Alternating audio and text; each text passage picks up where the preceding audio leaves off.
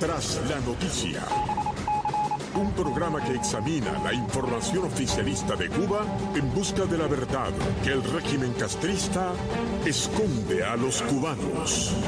Tras la noticia, un análisis de las informaciones más relevantes que impactan al hemisferio occidental.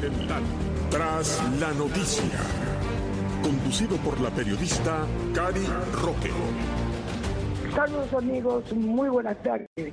Sean bienvenidos a esta nueva emisión de Tras la Noticia, 21 de mayo del año 2021. Les saluda a su amiga Cari Roque, agradeciéndole la linda sintonía que de lunes a viernes, de 3 a 4 de la tarde, le brindan ustedes a este programa por las ondas de Radio Martí. Agradeciendo también la asistencia técnica en los estudios de Tony Simón, la producción de Jaime Almiral y como siempre dándole la bienvenida a mi colega periodista de los buenos, el señor Tomás Regalado Jr. Muy buenas tardes, Tomás. Caridad, muy buenas tardes para ti. Un gusto de siempre estar contigo en este programa de Tras la Noticia con Caridad Roque de 3 a 4 aquí en Radio y Televisión Martí, radiotelevisiónmartí.com y también por las redes sociales. Sabes que ha sido un fin de semana cargado de noticias, no solamente de noticias en Cuba y sobre Cuba dentro de la isla, sino sobre Cuba fuera de la isla y también las noticias obviamente de la situación en Venezuela, la situación en Colombia y tan lejos como la situación en el continente africano, ¿no, Cari? Desde luego, ¿no? Y el vuelco que ha dado la situación en Perú, y de todo esto vamos a conversar y a darle la bienvenida al profesor Julio Chini, director del Tanque de Pensamiento Patria de Martí, a quien le damos la bienvenida en la tarde de hoy. Muy buenas tardes, Julio, y bienvenido con Tomás y con Cari. Buenas tardes, querida Cari, querido Tommy, un placer estar con ustedes como todos los viernes en esta trinchera de la libertad que es Tras la Noticia y con todo el equipo de Radio y Televisión Martí.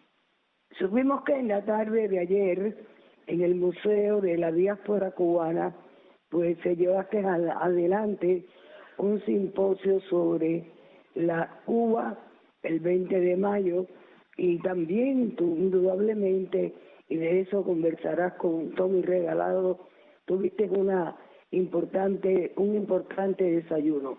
Pero hablemos primero del simposio, cómo fue, que cuán concurrido estuvo, y creo que para sorpresa de muchos estaba total y absolutamente repleto, a pesar de que había múltiples eventos. Es así, Cari. Primero, el lugar donde se tuvo Museo de la Diáspora Cubana, o sea que realmente se convierte en una de las paradas de peregrinaje de todo cubano por lo que representa ese sitio. Es un orgullo de nuevo de los cubanos.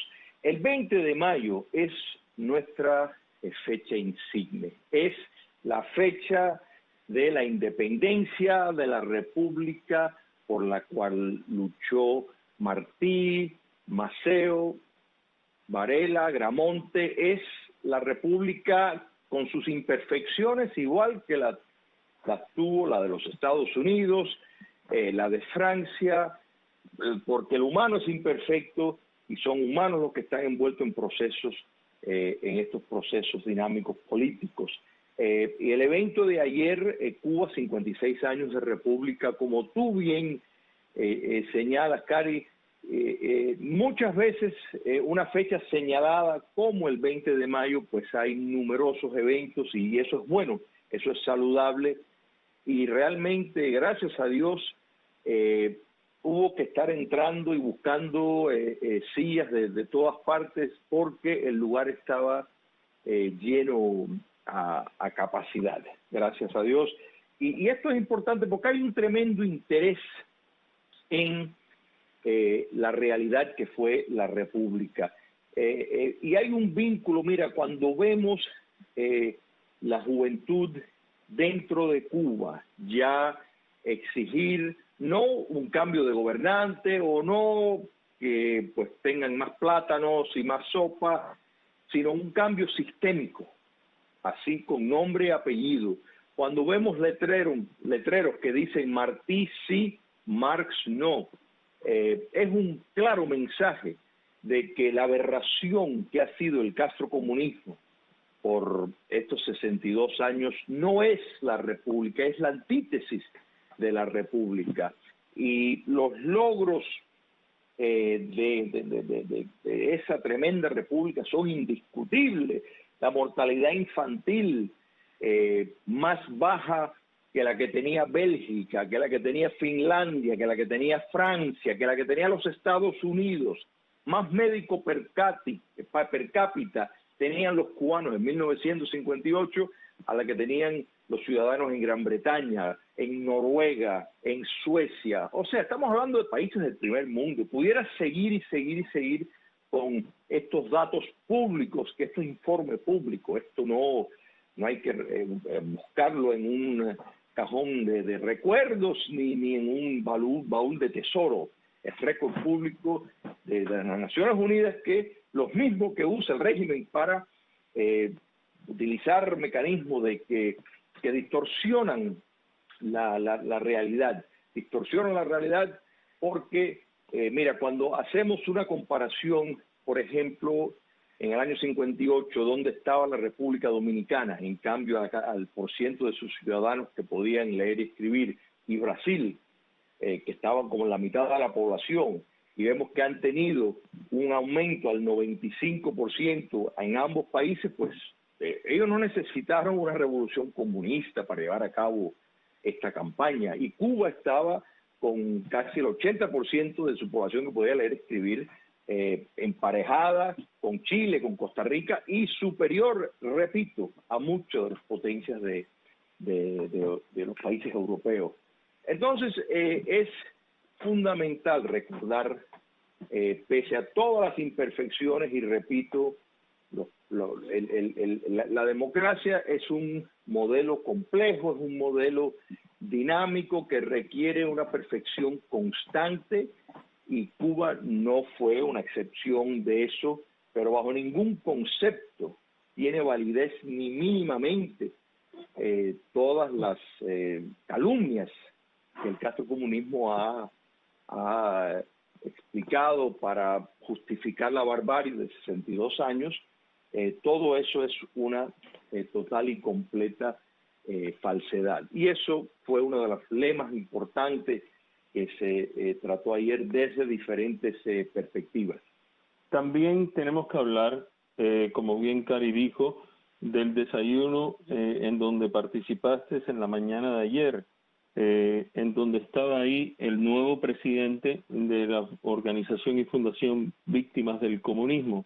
Habían un nutrido grupo de cubanos de aquí de la diáspora, también de venezolanos de aquí de la diáspora y también de nicaragüenses de aquí de la diáspora. Y obviamente el mensaje que he podido recopilar es que no están solos ninguno, pero hay que trabajar todos juntos para derrocar estos regímenes totalitarios, ¿no? Es así. El propósito del desayuno tenía una doble propósito, podría decir. Primero, recibir al embajador Andrew Bremberg, que Andrew fue embajador de los Estados Unidos en Ginebra y ahora es presidente de las Víctimas del Comunismo, que es una organización que hace un bien extraordinario en divulgar la verdad sobre el comunismo. Y ellos han estado trabajando muy de cerca en una programación escolar, o sea, un currículo escolar para los de secundaria, primaria, secundaria y a nivel de lo que es aquí en los Estados Unidos el high school. Y La doble propósito es que también estaba pues la senadora Ana María Rodríguez de la Florida, de la legislatura estatal, para anunciar que pese a que el gobernador DeSantis todavía no lo ha firmado, ambas cámaras de la Florida, y esto tal vez es una cierta premisa, y bueno, no creo que estoy rompiendo ningún protocolar con esto, aprobó ambas cámaras que el estado de la Florida va a incorporar el currículo para dar enseñanza de lo que fue el comunismo, porque entiende que hay una necesidad cívica de formar ciudadanos para defender una república, y el gobernador DeSantis ya ha dado indicación de que lo va a firmar. Todavía no ha pronunciado la fecha, seguro que ahí pues estará Radio y Televisión Martí, porque es un evento muy importante y es algo que los amantes de la libertad hemos estado pidiendo desde hace mucho tiempo como una gran necesidad, que no se puede pretender tener una república constitucional, vivir en una democracia si no hay una formación cívica, y esto es un paso hacia eso, y la organización Víctimas del Comunismo ha estado trabajando. Yo he leído el material, está muy bueno, le hemos hecho sugerencias para precisamente incorporar facetas necesarias del neomarxismo, etcétera, pero lo importante es que hay este ímpetu y que ya fue aprobado por ambas cámaras de la Florida. Así que, y eso fue la razón del desayuno, y como tú bien dices, Tommy, es muy alentador porque se habla el mismo idioma y se entiende la amenaza del comunismo internacional, no como algo que quedó atrás y hacer un análisis histórico del pasado, sino una amenaza en el presente, en un reconocimiento de que tuvo una mutación cuando cae el comunismo soviético, y preparar a los ciudadanos para no caer en las garras del comunismo, que sería un acto liberticida total. Y el desayuno fue muy bueno, y estos encuentros interdemócratas, a mí me dio mucho placer ver a tantos amigos cubanos y venezolanos ahí, porque tenemos ese denominador común, y así tal cual como lo soñó Martí en esa visión de tener un panamericanismo que promueve libertad y sociedades abiertas, pues entender los peligros que tiene el comunismo y no dejarse engañar por diferentes disfraces que se pone en ocasiones para tratar de alcanzar el poder.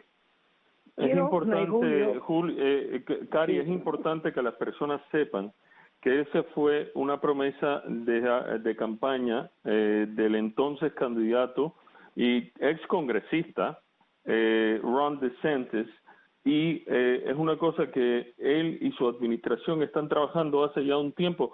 Julio, ¿hace cuánto eres partícipe de lo que es los consejos a la administración del gobernador para esto?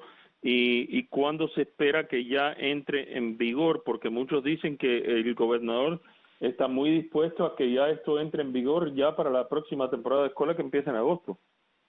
Esa es la idea, y bueno, no puedo prometer, pero pienso que Miami puede ser donde va a tener el acto de firmar la ley, que me parece el mejor lugar del mundo, aunque uno de los principales, en adición a la senadora Rodríguez, que es cubana, es un congresista, o sea, un senador de la legislatura estatal, que es de uno de los países del ex bloque socialista, y él fue uno de los motores, porque quien ha vivido el mal lo entiende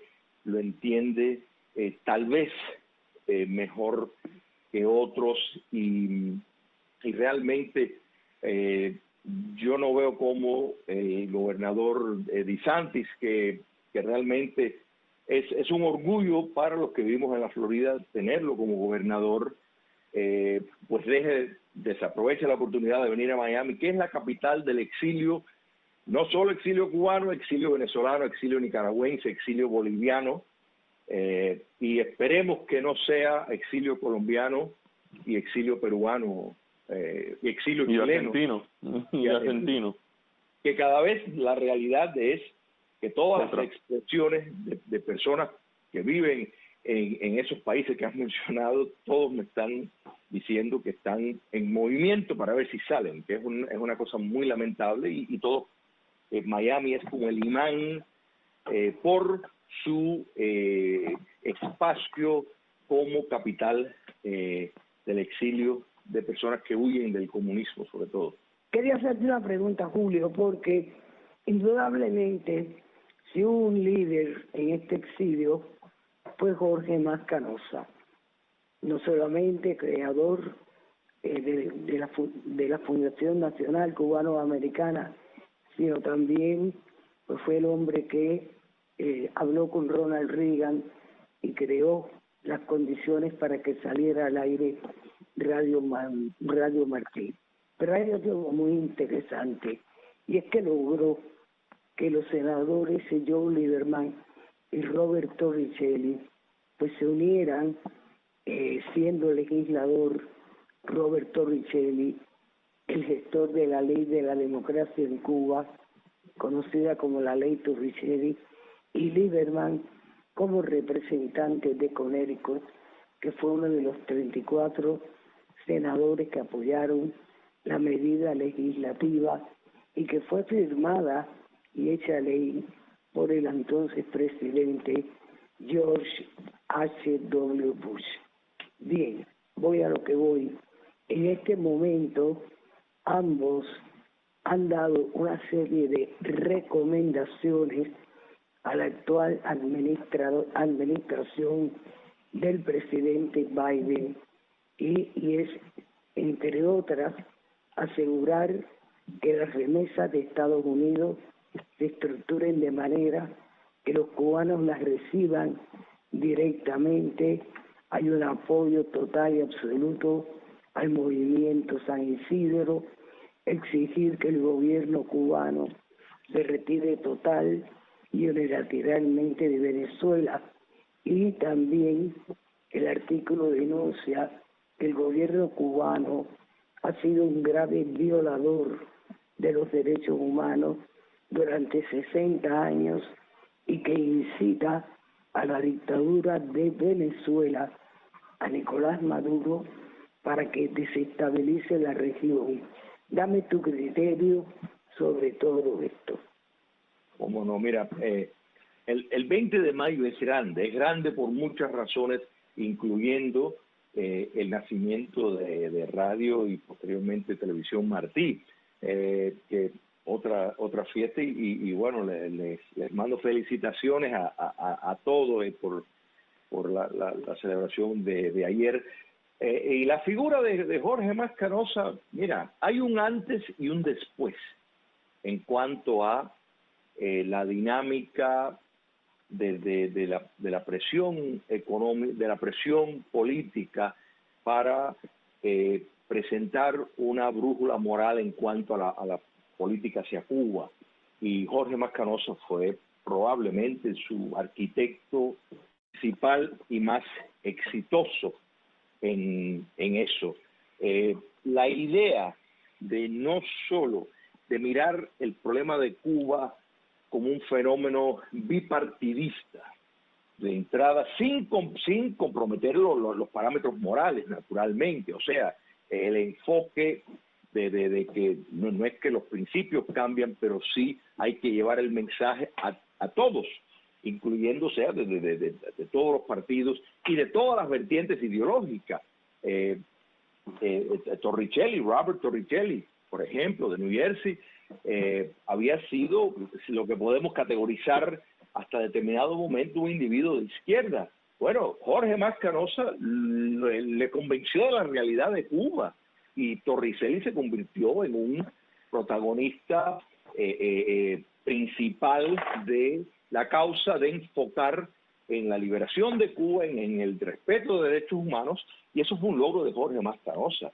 El senador Lieberman, Jorge Mas Canosa, desde que se estaba postulando, lo veía en él una gran importancia por primero por el senador que iba a sustituir si ganaba, y segundo por su clara visión moral, y el señor Lieberman es demócrata.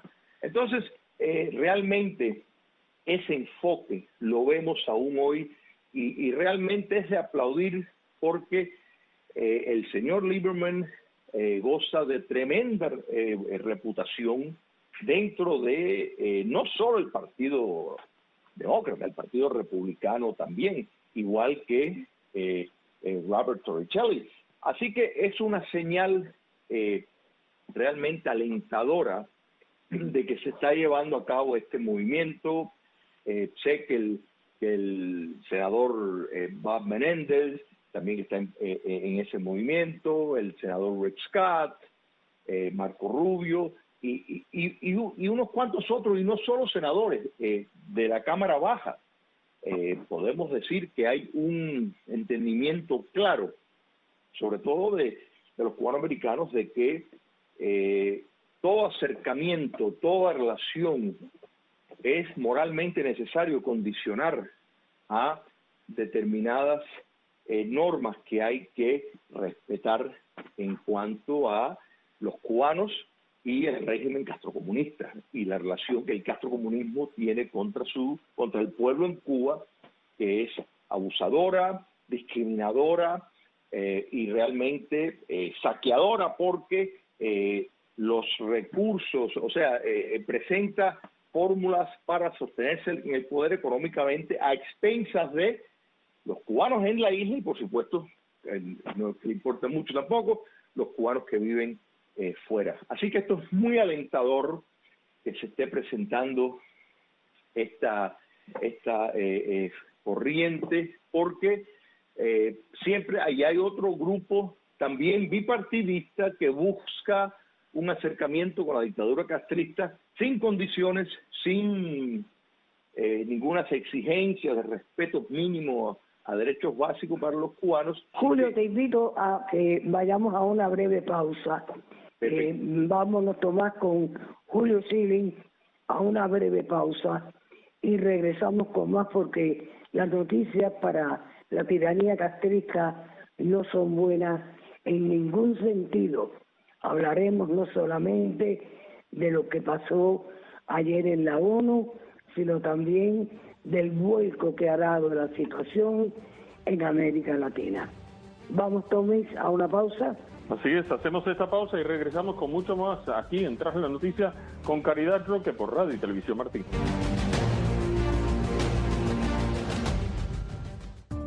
Hola, ¿qué tal? Sea bienvenido. Este espacio es para usted y se llama así, Tu Salud en Tus Manos. Soy su doctora Marixa Fuentes. Hoy vamos a hablar acerca de un tema el cual los diabéticos deben estar muy pendientes para prevenir consecuencias fatales. Y me refiero al examen que todo diabético debe realizarse cada 6 meses en sus pies. Examen del pie del diabético, así se llama. Y esto debe ser parte de la preocupación que usted debe tener para hablarlo con su doctor. Los pacientes diabéticos comienzan a tener problemas en la circulación sanguínea en los miembros inferiores, o sea, en la parte de las piernas y los pies. Y algunas ocasiones cuando se presenta, por ejemplo, un callito, una ampolla, no se dan cuenta porque la sensibilidad ha cambiado, porque también está afectada la circulación. Si usted comienza a notar, por ejemplo, hormigueo, falta de sensación en los miembros inferiores, hinchazón, calor, dificultad para caminar, pues sencillamente debe acudir a su médico de forma inmediata para que le realice ese examen del pie diabético, porque las consecuencias podrían ser fatales. Los diabéticos también padecen de una condición que se llama neuropatía diabética, y esto es importante que lo tenga en cuenta, que se puede prevenir sencillamente realizando este tipo de examen en los pies. Muchas veces, y yo sé que los pacientes diabéticos conocen la palabra gangrena, no hay que llegar a este punto si realmente usted realiza la prevención necesaria con la información que usted requiere. Obviamente, cuando usted note que sus pies ya no tienen la sensación de antes, que comienza a faltar esa energía que tenía, que quizás se siente cansado con frecuencia, que no funciona como era costumbre en usted, pues esa es una razón para que usted sea una alarma para que visite a su médico. Recuerde que nos puede seguir en nuestros segmentos diarios a las 6 y a las 11 de la noche en Noticias por Radio Martí, y esto es Tu Salud en Tus Manos. Éxitos bendecidos. Radio Martí. El mundo de la información para toda Cuba, las 24 horas del día. Radio Martí. Por los 1180 AM. Por nuestras frecuencias de onda corta. Y a través de radiotelevisiónmartí.com. Radio Martí. Siempre contigo. Estás escuchando Tras la Noticia con Cari Roque.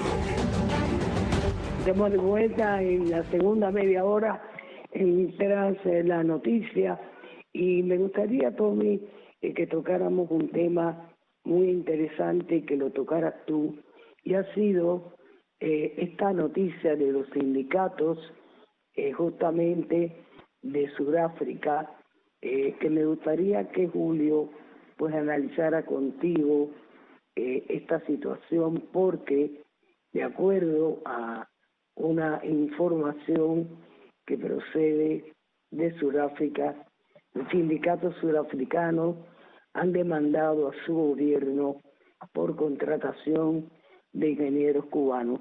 Adelante, Tommy. Sí, así es, Julio, como bien dijo Cari, es la situación. Es una situación, esta no es la primera vez que han habido demandas por parte de grupos sindicalistas, no solamente de Sudáfrica, sino de otras partes del mundo, especialmente contra el régimen y los médicos y las misiones de más médicos.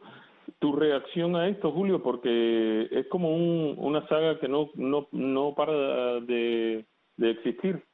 Por supuesto, porque primero, y esto de nuevo no es un secreto para nadie, que el tráfico de personas, el neoesclavismo, en la práctica, que es el arrendamiento de no solo cuerpos en el sector médico, o sea, el arrendamiento de cubanos en el deporte, en la ingeniería, en realmente en lo que el que pague, qué es lo que quiere el régimen de Castrito, se lo va a facilitar.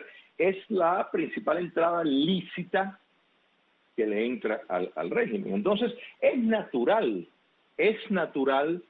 que los sindicatos en países, y es asombroso de un país, o sea, viniendo de Sudáfrica, que desde que fue, o sea, el régimen ha hecho una gran inversión en el nuevo gobierno de Sudáfrica desde la caída del apartheid, y han tenido una relación por medio de el enlace antiguamente entre Nelson Mandela y el régimen castrista, y pues siempre ha sido un defensor, o sea, han tenido relaciones amigables.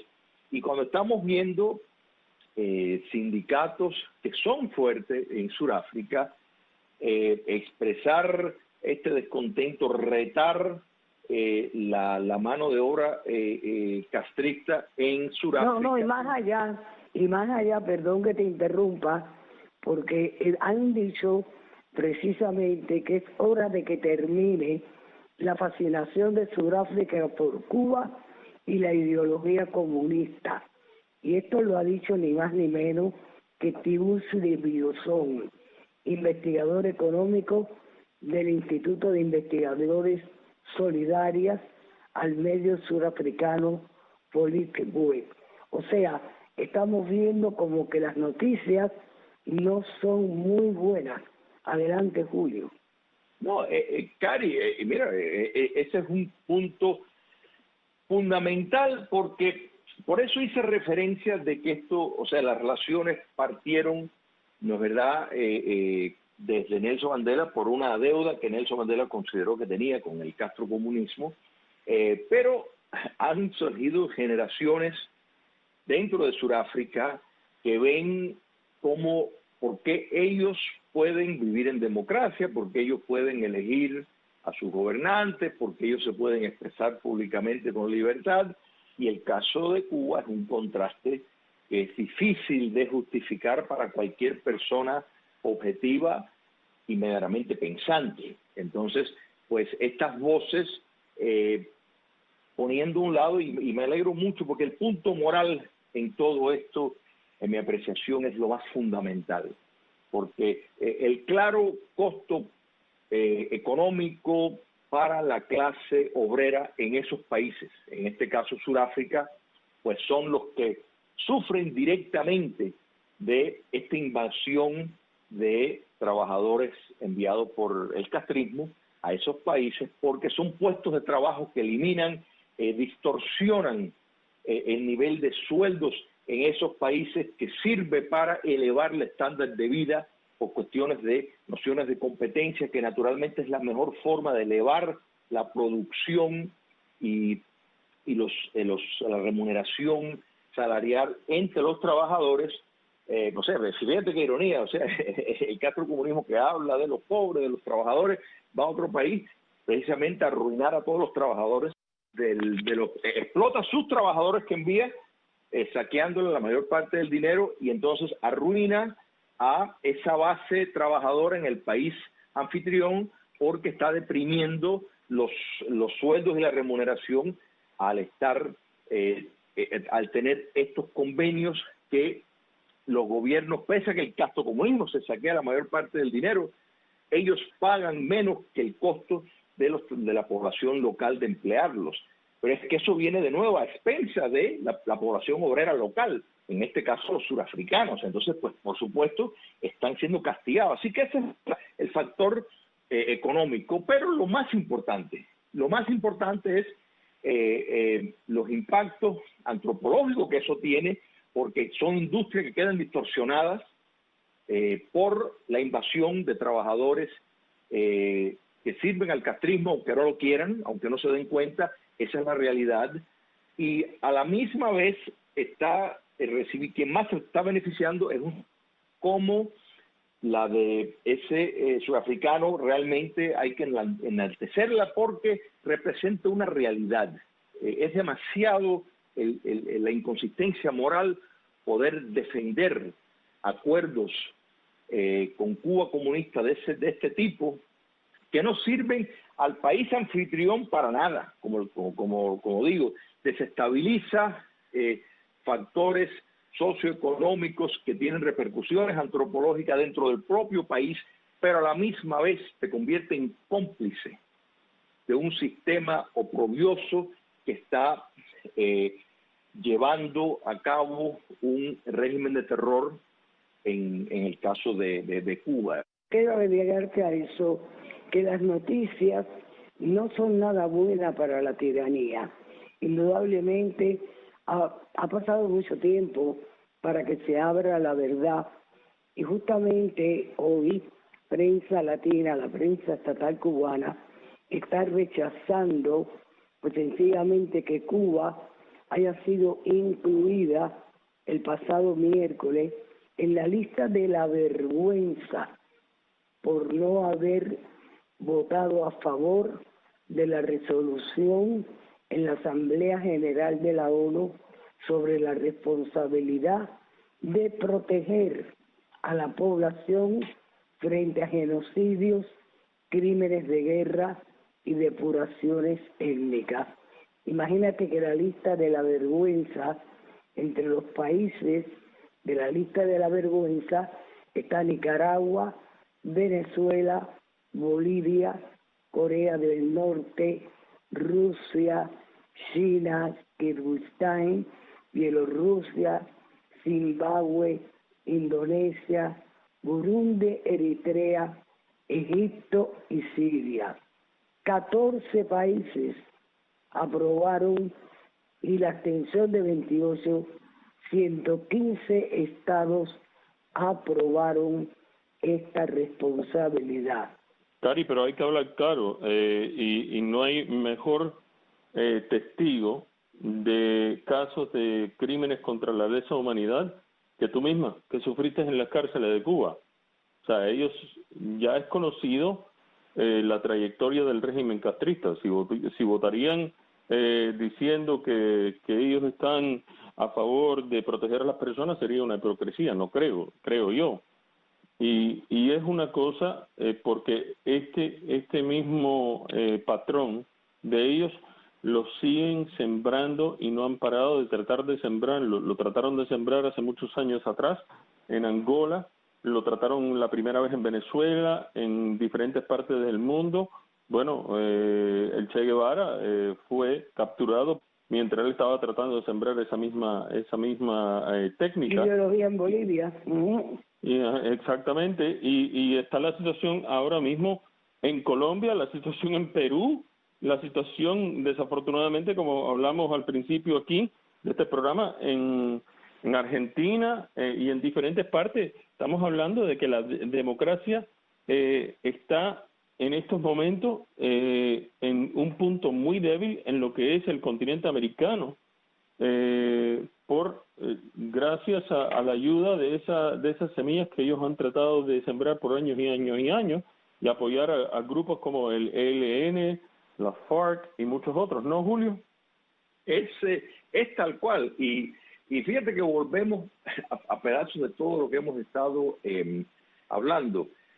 Primero, el castrocomunismo, una de sus mayores inversiones siempre fue en cómo trabajar por medio de lo que se llama la diplomacia multilateral, o sea, desde las Naciones Unidas penetrar. Fíjate si es así, que precisamente en ese desayuno que tuvimos los otros días, conversábamos cómo el castrocomunismo ha estado entrenando a la delegación china en cómo ser más agresiva en estos foros internacionales, porque el castrocomunismo ha utilizado eso de base para conseguir compromisos de muchos países por diferentes métodos.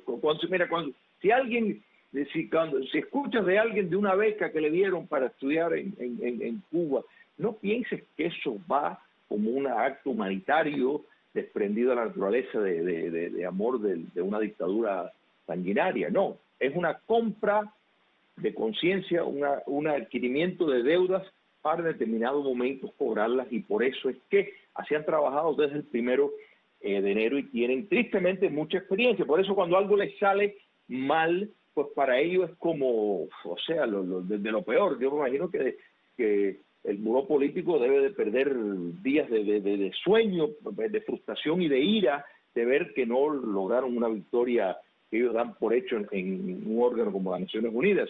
Y cuando volvemos a la necesidad de formar ciudadanos para que puedan vivir en democracia, y por eso aplaudimos el curso que está tomando la Florida, pues miramos hacia América Latina y uno dice, pero ¿cómo es posible? ¿Cómo es posible que en Chile, un país que con los estándares socioeconómicos realmente rivalan a los países europeos del primer orden? O sea, no hay país en América Latina hoy que se le pueda acercar en términos de la consistencia de crecimiento que ha tenido Chile y cómo ha eliminado la pobreza. Entonces se ponen a hablar de nociones de desigualdad, ¿no es verdad? Desigualdad. Bueno, mira, Afganistán es un país, es uno de los países que tiene los índices de igualdad más perfectos. Afganistán, pero bueno, Afganistán no es un modelo para nadie. Entonces, los enfoques tienen que estar en la movilidad social, en la reducción de la pobreza y la generación de riqueza para precisamente que una sociedad crezca. Entonces, ese tipo de formación cívica, esa concienciación, no se ha estado llevando a través de las democracias del mundo. Y cuando unes entonces la debilidad de políticos que, como en el caso de Chile directamente, que ha expuesto la democracia chilena a un proceso constituyente que seguía por los impulsos de la emoción del momento, ha puesto el futuro de la patria chilena a expensa de, en el mejor de los casos, caprichos, pero son caprichos facilitados por una gran movilización internacional en el que incluye mayoritariamente la mano del castrocomunismo y utilizando su colonia Venezuela para penetrar instituciones, no solo en Chile, en Colombia, pero usamos el caso de Chile, que es el que tristemente está logrando lo que quiere, que es el mecanismo. Julio, te tengo unas noticias que no son nada alentadoras pero que son importantes de compartir. Los pueblos tienen que tener memoria histórica. Y te digo que Keiko Fujimori le ha dado la vuelta a las encuestas y avanza como favorita. ¿Sabes por qué? Porque el pueblo, justamente, del Perú, no se olvida de Abigail Guzmán, su sendero luminoso, los crímenes cometidos, y no quiere repetir la historia con el candidato de la Fuerza Popular. O sea, contra el profesor comunista que va en contra de Keiko Fujimori. Por eso es tan importante la memoria histórica, la memoria de los pueblos, para que no repitan la misma historia. Ya el abanderado de la izquierda, Pedro Castillo, tiene que estar muy preocupado porque la tendencia del voto es a favor de Fuerza Popular. Eso es tener memoria histórica y recordar que lo que se hace mal no termina bien y se repite la historia. Y también por otra parte, pues ahora tenemos como el señor Lula da Silva va a hacer una coalición para pretender regresar como presidente a el Brasil. Dame tu criterio de ambas noticias brevemente. Una buena y la otra mala. Bueno, vamos primero con la buena. Yo creo que sí, sin duda, Perú va a tener el caso muy bizarro de tal vez tener un descendiente de japonés que por segunda vez rescata al país.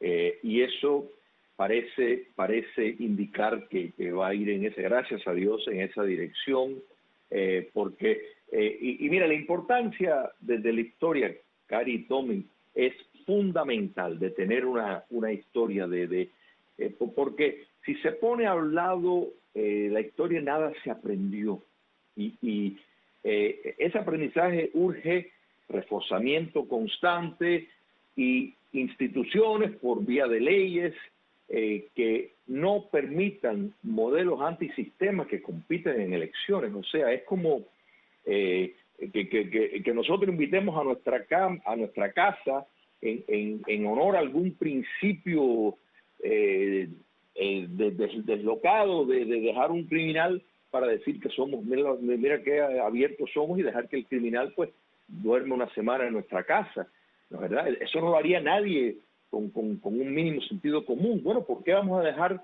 un movimiento subversivo que si llega al poder va a destruir el sistema, compita en elecciones? Eso es sin fundamento.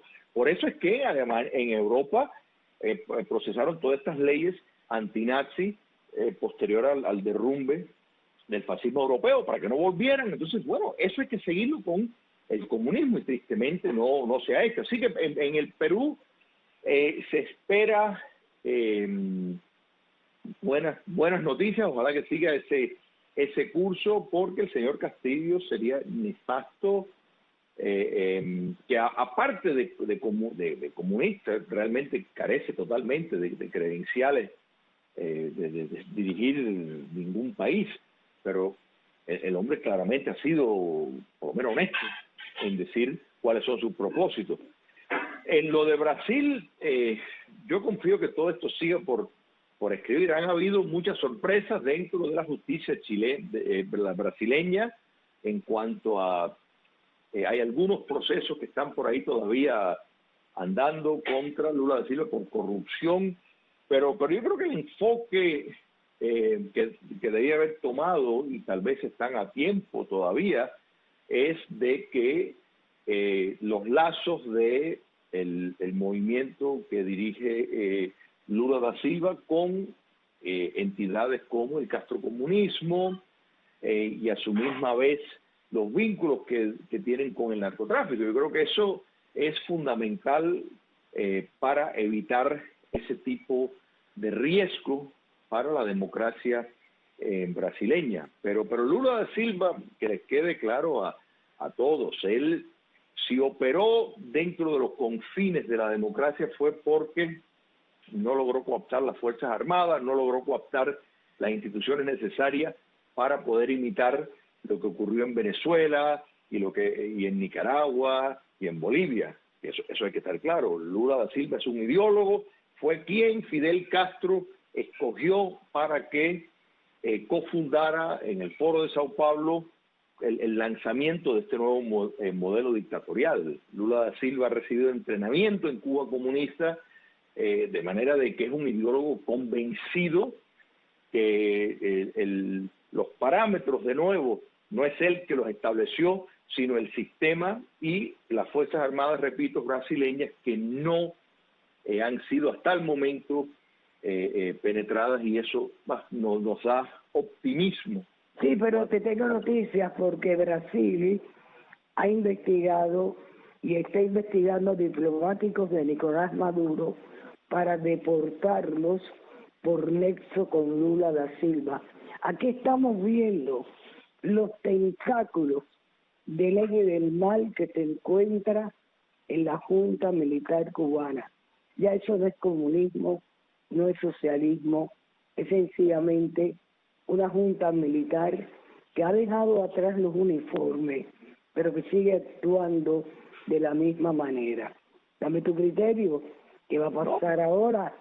¿Lo van a expulsar Nicolás Maduro? O sea, eso no le conviene a la isla de Cuba. No, y le has dado nombre y apellido a la alusión que yo estaba haciendo de que la justicia brasileña debería de,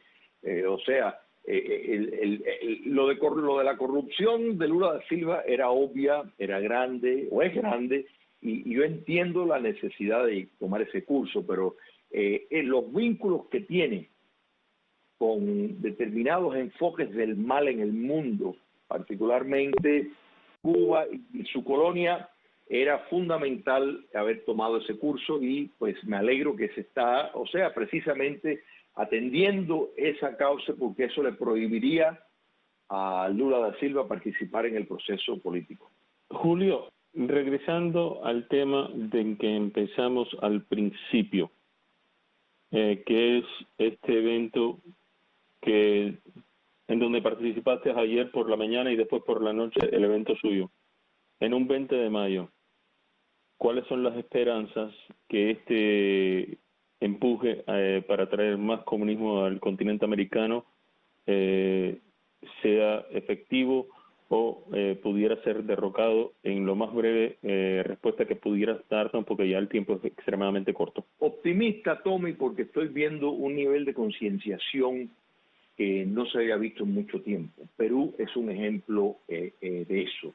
Medidas como la que se va a implementar en el estado de la Florida, y el salón estaba repleto de muchos jóvenes, incluso que querían aprender, querían hablar. Habían algunos que fuera del evento realmente tienen un conocimiento que me sorprendió de la realidad de lo que fue Cuba republicana. Así que gran optimismo, porque ese ciudadano enfocado es necesario para que una sociedad libre pueda perdurar. Me gustaría, Tommy, que tú despidieras a nuestro invitado de hoy, que ha analizado a profundidad, total y absolutamente, desde la problemática cubana, la Cuba de antes, la Cuba de ahora, y desde luego, Julio, mi agradecimiento. Adelante, Tomás. Así es, Julio Schilling, muchas gracias por de nuevo estar con nosotros en este viernes, porque sabes que si es viernes aquí en Tras la Noticia con Caridad Roque, aquí estará siempre, Dios mediante, Dios quiera, Julio Schilling.